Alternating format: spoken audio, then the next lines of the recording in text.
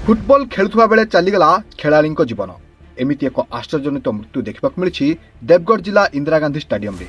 घटना अनुसार स्वायत्त शासन दिवस उपलक्षे देवगढ़ पौर प्रशासन पक्षर काउंसिलर कप फुटबॉल टूर्नामेंट आयोजित होता।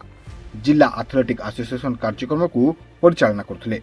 खेलपड़े खेलुवा बेले प्रकाश नायक नामक जड़े खेलाड़ी तले पड़ जाते। तुरंत देवगढ़ जिला मुख्य चिकित्सालय को नि जाइथिला, हेले सेठारे डाक्तर तांकु मृत घोषणा करथिले। तेबे हृदघात पई तांकर मृत्यु होइथाय पारे बोली डाक्तर अनुमान करछंती, किंतु शव व्यवच्छेद परे मृत्युर कारण जणा पड़े बोली कहिसंती। प्रकाश को मृत्यु को नहीं किछि समय डाक्तरखाना रे उत्तेजना देखिबा मिलिथिबा बेले खेलाड़ीक मनरे एवं देवगढ़ सहर रे शोकर छाया खेली जाइछि। Deogarh Sudam Behera report today.